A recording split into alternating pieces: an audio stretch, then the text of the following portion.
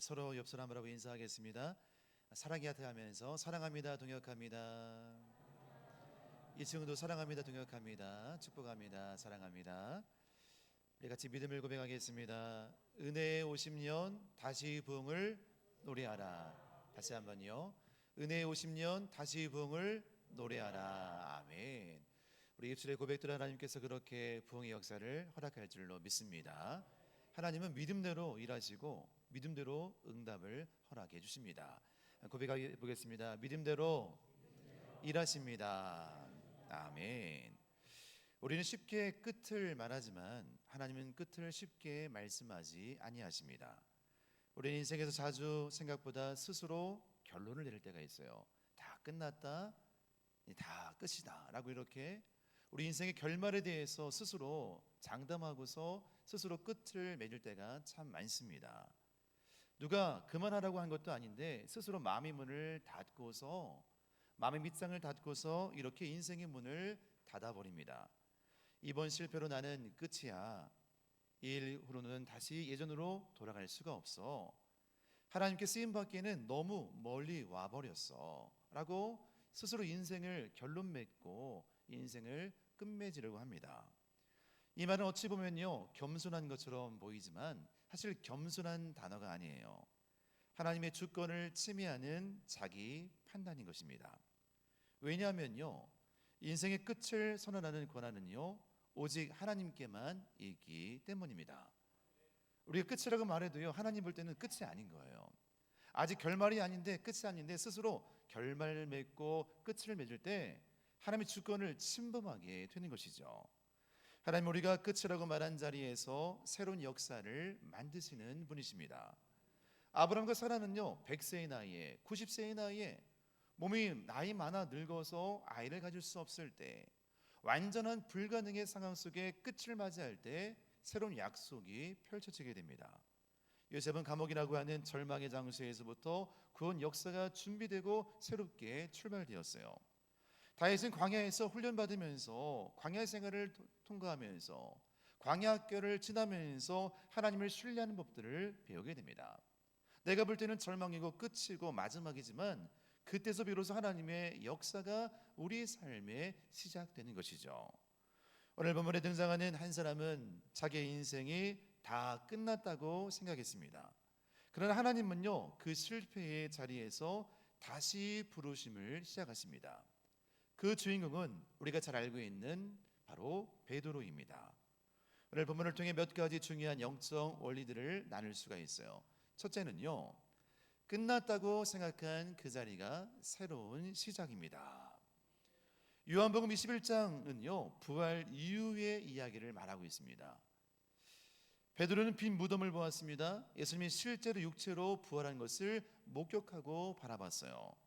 부활한 예수님을 만나고 나서 베드로는요 너무 기쁘고 즐거웠지만 다시 갈릴리로 돌아갔습니다. 갈릴리에서 이렇게 스스로 얘기합니다. 나는 물고기를 잡으러 가노라. 나 일상의 삶으로 가노라. 나 일터로 가노라. 내 고향으로 돌아가노라. 이 말은 단순한 생계를 위한 선택이 아니었습니다. 더 깊이 말하면요 제자 되기를 스스로 포기한 거예요. 자기 자신에 대해서 스스로 최종 판결을 내린 것입니다. 나는 제자로서의 자격이 없습니다. 나는 예수님을 부인했던 실패한 사람입니다. 스스로 끝을 맺는 거예요. 나 이제 고향으로 돌아가서 고기나 잡아야지, 일상으로 돌아가야지. 내가 무슨 2주째 어떤 일을 할까? 나는 실패한 제자야, 실패한 사람이야. 이렇게 스스로 결론 내리는 거예요. 이런 고백이 베드로의 내리 속에 맴돌기 시작하는 겁니다. 그것 때문에 심히도 괴롭고 힘들었어요. 내가 예수를 부인했구나. 내가 예수를 모른다고 했구나. 난 정말 완악한 죄인이야. 나는 실패한 죄인이야. 이런 생각으로 늘 머릿속에 꽉 차 있는 거예요. 요한복음에서 갈릴리는요 처음 부르심의 자리였습니다. 자기 형 안드레가 와서 보라라고 베드로를 초대할 때 그 초대에 응답했던 자리가 갈릴리예요. 예수님이 자기를 부르실 때 배와 그물을 버려두고 결단했던 장소가 바로 갈릴리였습니다. 갈릴리는 부르심의 시작이고 사명의 출발이었어요. 거기서 기적이 일어났습니다. 나의 모든 것을 버려두고 예수를 따르기로 작정했던 그 출발이었어요. 근데 오늘 21장은요 다시 갈릴리로 등장하죠. 모든 걸 다 포기하고 실패하고 사명을 붙잡은 것이 아니라 사명을 내려놓고 일상으로 돌아간 자리입니다. 터벅터벅 실패자가 모든 걸 다 포기하고 자기 고향으로 돌아간 그 안타까운 마음을 가지고 무너진 심정으로 서 있는 자리입니다. 베드로는 실패 후에 이렇게 말하지 않았습니다. 하나님이 나를 버리셨다. 그게 아니라 내가 제자로 설 자격이 없습니다. 하나님의 사랑이 있음에도 불구하고 예수님의 십자가 앞에서도 여전히 연약한 나 인간의 모습을 바라봅니다. 난 제자로 설 아무런 자격도 능력도 없습니다. 이런 고백을 스스로 하고 있는 거예요. 여기서 우리는 매우 중요한 신학적 통찰을 발견할 수 있어요. 죄보다 더 위험한 것은 자기 정죄입니다. 너 죄인이야, 너 이런 죄가 있어라고 말하는 것보다 스스로 정죄하는 거예요. 나는 죄인인데 아무것도 아니야, 나는 끝났어, 나는 실패한 존재야. 스스로 자기를 정죄하는 마음이라는 거예요. 베드로의 문제는요, 다 굴기 전 3번이나 예수님을 부인한 행동이 아니었어요. 나 모릅니다, 모릅니다, 모른다고요, 저주까지 하면서 저 사람 나 모른다고요 욕을 하면서 이런 외적인 행동이 아니었어요. 그의 실패로 근거로 하여서 자기 인생에 대한 최종 판결로 내려버린 자기 정죄였습니다. 성경은 죄에 대해서 언제나 회개의 길을 열어두고 있는 거예요. 누구든지 어떤 사람이든 간에 죄가 있다면 회개하면 다시 살 길이 열리게 되는 거예요. 그런 자기 정죄는요, 은혜의 문을 스스로 닫아버리는 겁니다. 가룟 유다는요, 예수님을 은 30에 팔았습니다. 물질 앞에 노예가 되었어요. 마지막 순간에 저 예수를 팔아서 은 30이라도 챙겨야겠구나. 자기 호주머니를 챙기는 마음을 가지고 예수를 은 30에 팔아버리게 되죠. 분명히 배신의 길을 걸었습니다. 그것 때문에 괴로워서 스스로 자기의 목숨을 끝내는 것을 선택했습니다. 예수님께 용서받을 기회조차 얻지 못하고 스스로 포기했어요. 은혜 자체를 거부했습니다. 베드로도 죄를 지었어요. 그러나 예수님은요, 베드로의 인생에 대해서 끝났다고 판결하지 않았습니다.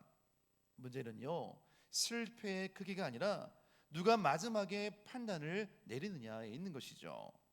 우리가 끝났다고 말하는 그 자리가 비로소 하나님이 일하실 새로운 시작인 줄로 믿습니다. 나 끝났다, 나 아무것도 아니다. 그때가 하나님이 정말 우리를 붙들어 사용할 놀라운 시작인 거예요. 나의 실패의 자리, 그때 나의 자아가 죽고 교만이 죽고 나의 욕심이 죽고 내가 완전히 부서지는 그때가 주님 우리를 다시 세우시는 거룩한 능력의 시작인 것이죠. 나의 욕심, 교만, 자랑, 죄의 쓴뿌리가 완전히 끝나는 바로 그 순간에 나의 힘을 내려놓을 때 주님이 우리를 들어서 사용하시는 줄로 믿습니다. 그런 의미에서요, 주 안에서의 실패는요, 새로운 기회입니다. 그래서 우리의 간증거리가요, 나의 성공담만을 말해서는 안 돼요. 열심히 살아서 돈 많이 벌었더라, 출세했더라, 좋은 대학 들어갔더라, 예수 믿고 성공했더라, 인생 이렇게 멋지게 살았더라, 이런 어떤 나의 성공담만이 간증이 아닙니다. 진짜 간증은요, 내가 사업에서 실패함을 통해서 낮아짐을 깨달았습니다. 가정에서 어려운 문제를 만나면서 더욱 기도함으로 십자가 복음을 경험했습니다. 질병 때문에 병상에서 하염없이 울고 또 울면서 눈물 흘리면서 이 아픔 때문에 예수님을 만났습니다.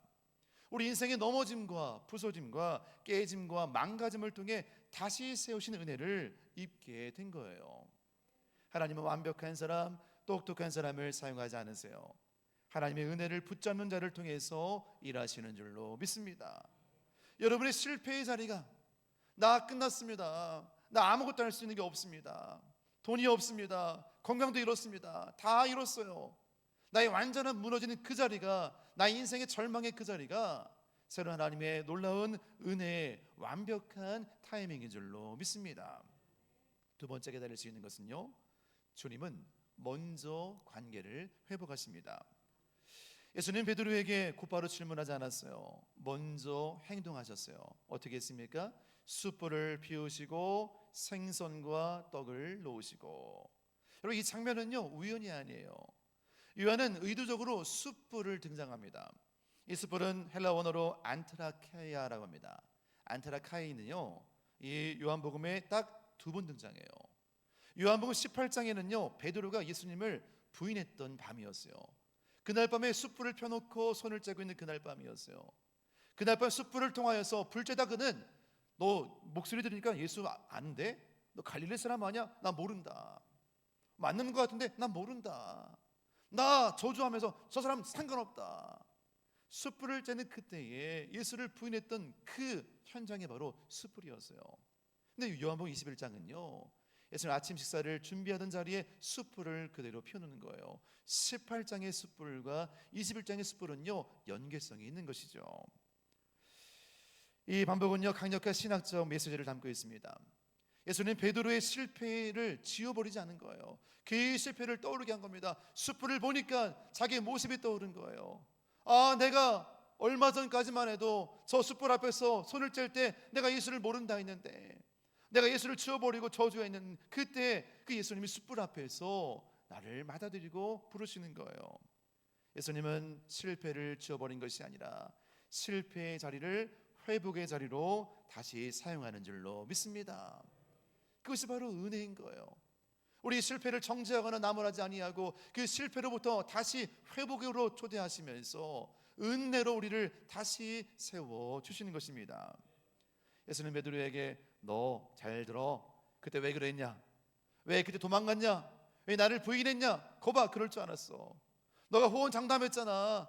여기 있는 사람이 다 주님을 떠난다 할지라도 나는 주님을 떠나지 않겠습니다.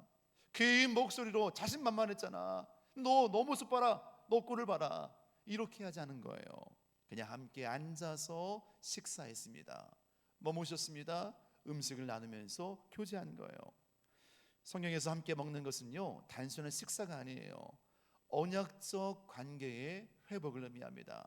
식사에 따라 다시 언약적 관계를 회복하면서 하나가 된 거예요.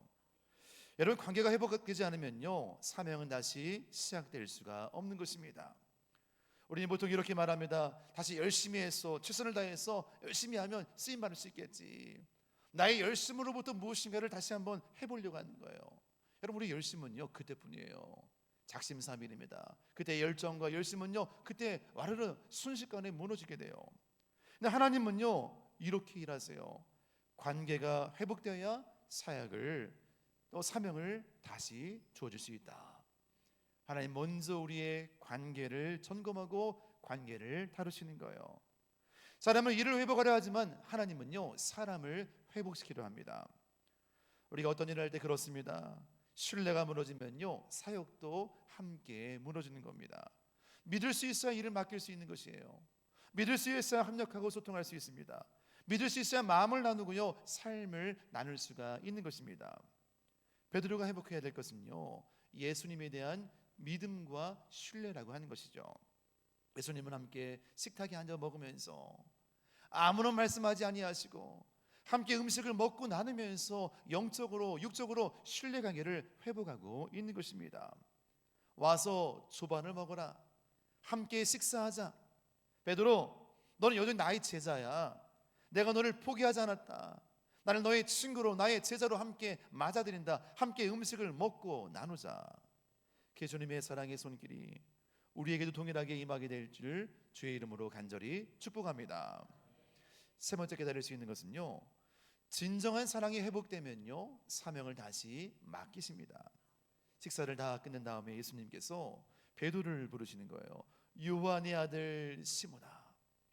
다 먹고 배부른 다음에 그의 영적인 육적인 허기짐을 음식으로 함께 채워준 다음에 그 다음부터 이 베드로를 부르는 거예요. 요한의 아들 시몬아. 여기서 예수님은요 베드로를 부르지 않았어요. 피터, 베드로, 게바라하라. 베드로는 유명한 믿음의 고백을 올립니다. 주는 그리스도시요 살아계신 하나님의 아들입니다. 바요나 시몬아, 너의 믿음의 반석 위에 내가 나의 집을 세우리라. 너 이름을 이제 시몬을 하지 말고 게바라하라, 베드로라 하라. 피터, 베드로라. 예수님을 믿음으로 고백하면서 하나님의 아들 그리스도로 고백한 그 믿음의 반석이 게바예요. 오늘 예수님은 베드로를 부르는 게 아니라 게바를 부르는 게 아니라 본래 이름인 시몬을 부릅니다. 갈릴리에서 처음 만났던 그 시몬의 첫사랑, 첫 부름 시몬아. 안드레의 동생 시몬을 부르는 거예요. 이는 베드로의 존재 자체를 다시 세우는 부름이었습니다. 그래서 예수님 물어보세요. 내가 나를 사랑하느냐? 내가 나를 사랑하느냐? 따스한 음성으로, 굵직한 음성으로 그 시몬에게 요한의 아들 시몬아, 네가 나를 사랑하느냐? 예수님은 베드로에게 확인받고 싶었던 것은요, 사랑입니다. 여전히 사랑하는가? 아직도 사랑하는가?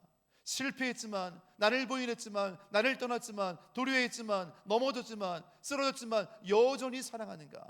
그 사랑의 깊이와 크기를 베드로에게 물어보신 거예요. 너 나 사랑하냐? 처음 본 예수님은요, 이렇게 사랑을 물어보세요. 아가파오라고 합니다. 나 사랑하느냐? 희생적이고 전적인 사랑이에요. 아가페의 사랑이에요. 하나님 무한한 사랑을 받은 네가, 조건 없는 사랑받은 너가 여전히 나를 조건 없이 사랑할 수 있느냐? 아가파오로 사랑할 수 있느냐? 그때 베드로가 두 번 말합니다. 좀 제가 주님을 사랑합니다. 이때 필레오 사랑을 말하는 거예요. 친구와의 사랑. 내가 주님을 사랑합니다. 내가 제자로서 우정으로 사랑합니다. 나의 선생으로 사랑합니다. 두 번을 연거푸 얘기하는 거예요. 그러면서 그 애가 대답하는 가운데 이런 마음이 생깁니다. 더 이상 자기의 신앙에 대해서 장담할 수가 없는 겁니다. 자기 자신에게 그리고 예수님에게 매우 솔직하게 고백하기 시작해요. 어떻게 할까요? 주님, 그러하나이다. 내가 주님을 사랑하는 줄 주님께 아시나이다. 내가 수없이 많이 주님을 사랑한다고 말했지만, 많은 사람들 앞에서 공개적으로 이만큼 사랑한다고 나는 죽으면 죽으리라고 고백했지만, 그 위기 앞에 속절없이 무너지는 나를 보면서 주님, 그렇습니다. 주님이 알지 않습니까? 차마 나의 입으로 고백하기 어렵습니다. 주님 알지 않습니까? 이렇게 자기의 영혼의 모습을, 내면을 깊이 있게 바라보게 된 거예요. 자기의 연약함을 고백하는 이 베드로의 내면의 모습입니다. 그 말씀을 듣고 주님이 말씀하십니다. 내 어린 양을 먹이라. 내 양을 치라. 너가 정말 나를 사랑한다면, 나 다른 거 묻지 않겠어. 정말 나를 아가파오 사랑으로 한다면, 아니 네가 필레오라고 사랑한다면 나의 어린 양을 치라. 나의 어린 양을 먹이라. 이 고백으로 베드로에게 사명을 맡기세요. 그리고 한 번 더 물어보십니다.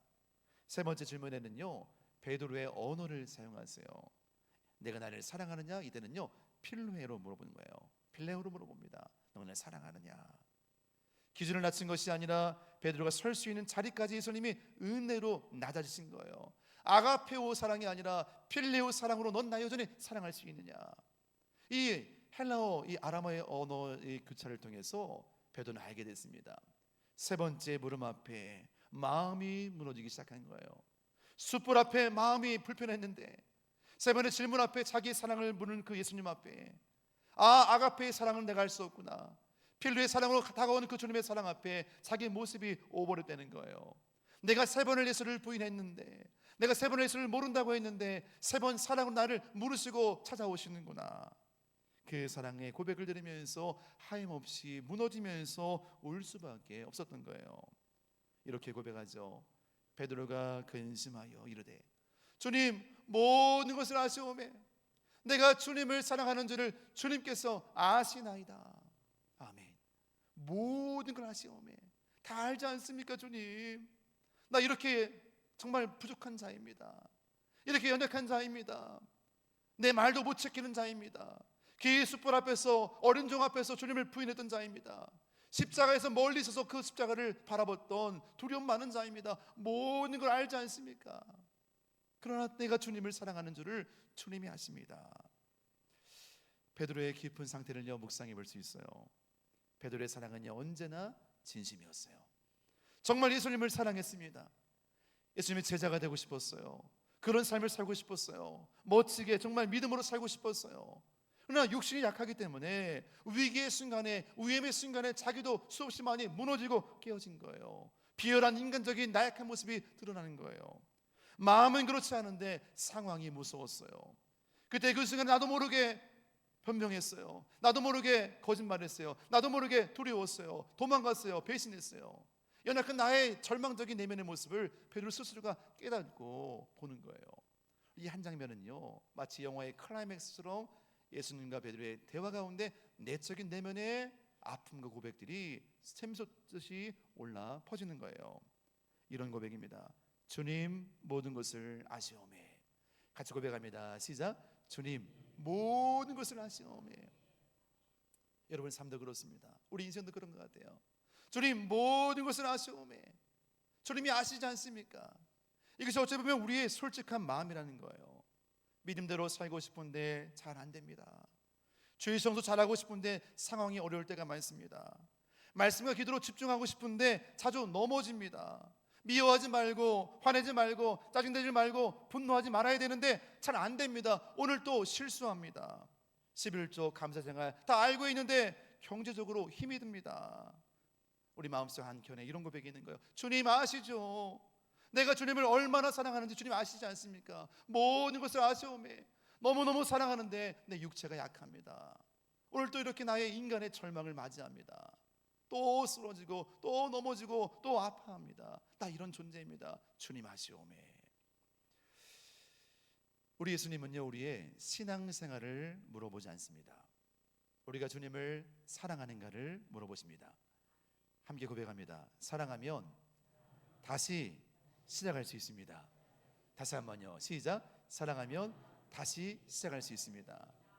옳고 그름이 아니에요. 잘하고 못하고가 아닙니다. 했다 안 했다가 아닙니다. 어떤 율법적인 그런 사고가 아니에요. 다시 사랑한다면 내가 여기 있습니다. 갈릴리에서 숯불 앞에서 다시 믿음으로 나의 과거의 실패를 감싸 안으면서 다시 사랑한다면 주님 사랑합니다. 그래서 내가 여기 있습니다. 주님 사랑합니다. 그래서 내가 주님이 필요합니다. 다시 사랑할 수 있다면요, 우린 다시 시작할 수가 있는 거예요.